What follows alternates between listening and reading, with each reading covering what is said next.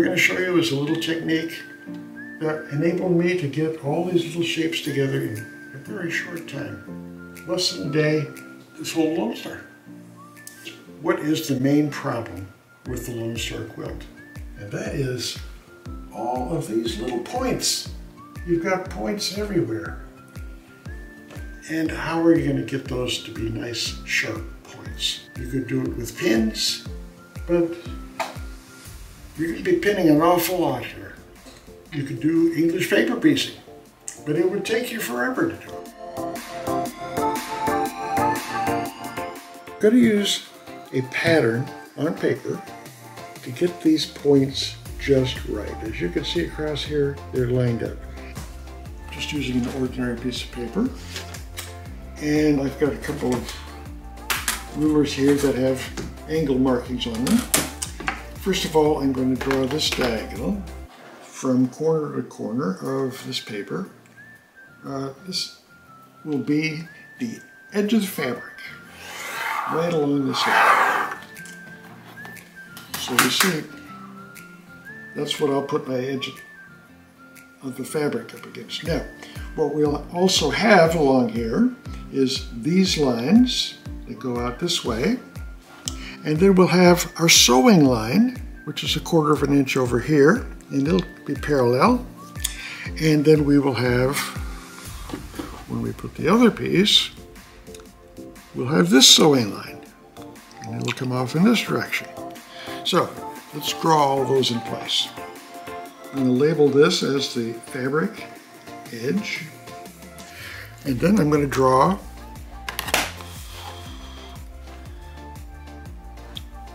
the seam line 1/4 of an inch from there. I'll put a little dashed line for that because we'll keep them straight that way. Okay, so this will be the sewing line. We put the fabric up against this line. We see that we have these seam lines going off in this direction. Okay, so let's draw those in. They're at a 45-degree angle, so I'll just use this here and line it up 45 degrees on the sewing line.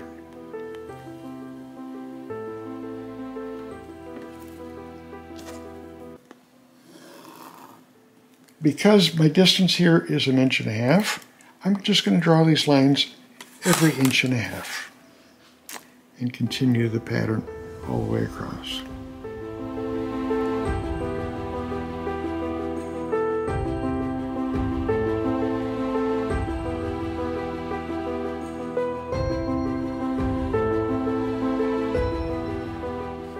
These will line up across there. And when we take our next strip, you see, the one we put here, we're going to put it right sides together. And then our seam line is going to come, and we're going to draw a line for this seam line also, and it'll go off in this direction. And again, that'll be 45 degrees to our sewing line. Now, what we are doing here is, of course, making this point right here the very sharp point of our fabric. So when they are sewn together, it'll be this point right here that we're drawing right here. So that'll be, put that on there, and come off there at a 45-degree angle so that it's just perfect coming across there. And then we'll do the same up here. These are perfect squares here, 1.5 inches on the side. So line it up there and draw our line. Yeah, we are going to make this template, and we only need to make one of these. We'll just use it over and over for every diamond that we use. So this is a one-time process to create this. Now, if you have used a different value here. You don't have 1.5-inch diamonds. You would draw those in, whether they're 2-inch or 3-inch or whatever. Tape this down in this position so that it'll be convenient for me to lay the fabric up against and line those up. And the reason I tape it down is because in an earlier life, like a week ago, this paper got turned around the other way. And I was lining up the fabric on the sewing line instead of the fabric edge. This put everything way off, and I was sat there with my seam ripper ripping out those seams after that. So you don't want that to happen to you. So what we're going to do is tape this down so that it doesn't move. We're not going to have that problem. Right? Okay, we're safe.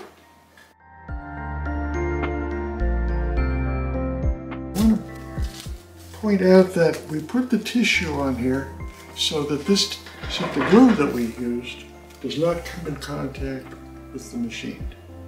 Now, if you laid it down and the glue went along the bottom here, it would really gum up your work surface terribly. And if you turn it around the other way, it's going to gum up your presser foot. So you don't want to do this. Okay, so I'm going to cut the tissue paper. I'm going to give myself about 1.5 inches or 1.25 inches, whatever it's lined up on. And that'll be enough, because we're only going to put glue on 1/4 inch of it. And then we lay it right over our nice pattern there. And tape it down. Now, we've got to make sure that later when we're sewing, we don't sew over the top of the tape. It's not going to break anything, but it's difficult to get the stitches out of the tape, so you don't want to do that. Okay. And I stretch it kind of tight so we can see our pattern through it nicely, and it's right there. Okay. Now, we're going to take our glue pen, and we're just going to draw our seam allowance with glue.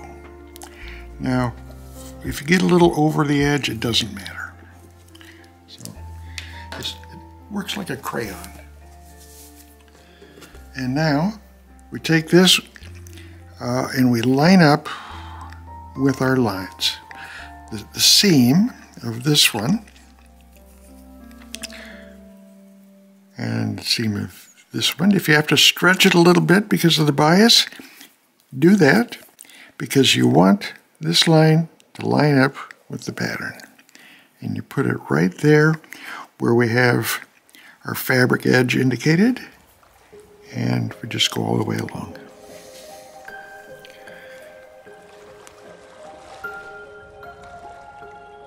Okay, and glue it down real nicely. Then, with our glue pen, again, we just go right along the seam allowance, this time on the fabric.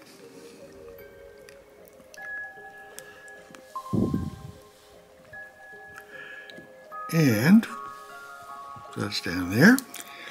Now, here's the piece we're going to sew to it. We put it next to it and look and make sure that they actually, that we have the right one to glue to it. Then turn it over, and in this case, you can see the stitches, and you line those up with that line. And you just walk right along there and make sure that you can see the edge of the fabric line. Okay. And it's all lined up. Okay, so we're good. Okay, now we tear this off. and I've managed to tear it off and leaving the tape there. I'll pull that up later.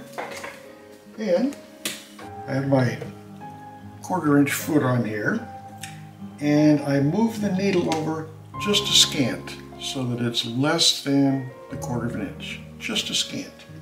Now, because our line on the paper here was exactly a 1/4 inch, we want to move over just a little bit. Okay, now I've got one in there that I did a little bit earlier, and I'm going to do this one. I just walk it right through. And you see, you don't have to worry about pulling pins out or anything. You just sew it. And it comes out very nicely.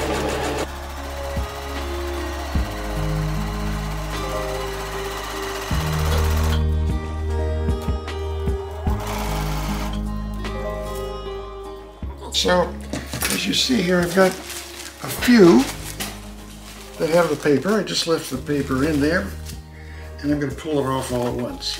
If you have a few like this, then pulling the paper off is just easy to do, and you're doing a bunch of them at once, so it goes pretty quickly. Okay, now I'm pulling off the side that has no glue attached, so it's coming off pretty easily that way. And even the side with glue is going to come off fine. The paper from the glued side, and it's coming off just fine. Now it does stick a little bit, and you might fuss with that a little bit to get it all off, but I don't think it's a big problem if you leave a little bit. I mean, this is just tissue paper. It's going to end up inside next to the batting when you're finished with the quilt. You won't be able to feel it or see it, so I don't think it's a problem. One last word about the pen. Be sure to cap it when you're finished. And I was recommended to use a 3M glue stick instead of these because a friend of mine thought that these were a pretty expensive way to go. And yes, they are kind of expensive maybe, but I used the 3M stick at his suggestion, and I found that when I pulled the paper off, the fabric would stick to the paper because those pens are permanent pens. This is meant to be pulled apart. So this is the one to get. They come in 3 colors. I tend to favor the pink one. It doesn't seem to stick quite as much as the blue one. I don't know about the yellow one. I haven't tried that one. So I'm ironing these out. Now, let me explain that when we're doing this, we have to make sure that there's no glue right along the edge that's holding these two together. We want to make sure that we press right along the stitching line. If there is glue there, it'll just make the pressing look a little funny, even though it's correct. And don't worry if there's a little bit of glue along there. It's not going to foul your iron. And when we wash the quilt, it'll all wash away, and there won't be any problem. There's no residue. And there we are. It's beautiful. We can start now sewing the pairs together. So I'm going to take this bottom one and the next one that goes with it. And you see, oops, they do line up so that it'll be the correct one to use. And then put our tissue paper in there.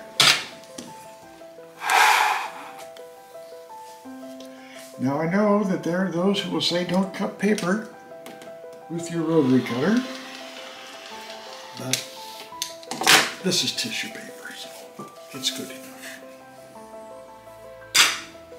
I think normally you're one of those people. And I am. I'm very fussy about my cutters.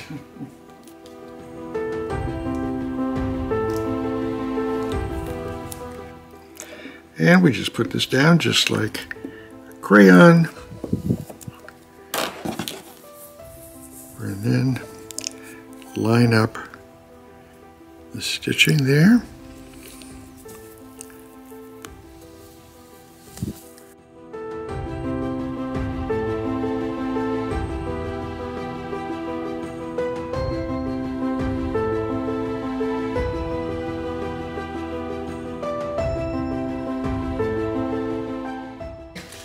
as you see here, we've made one just like we did earlier, and this will press out just like this one. Well, so we will take this and now we will put in the third so that we can finish what we're doing here and have a complete diamond. You might wonder how quickly you can do these things. I have assembled enough diamonds in one morning to do the complete star. So that's every seam across these, all 8 pieces for a star. And of course I had time for coffee break and everything too, so it goes very quickly.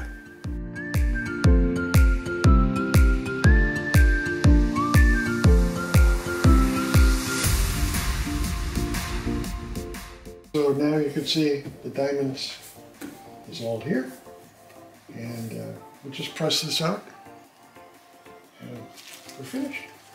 It goes very quickly using this technique of the glue and the tissue paper, and it has saved me tons of time, I feel, and I don't have to use pins, which I find to just take a lot of time pulling the pins out. They're worse than pulling the paper off. So here we have it.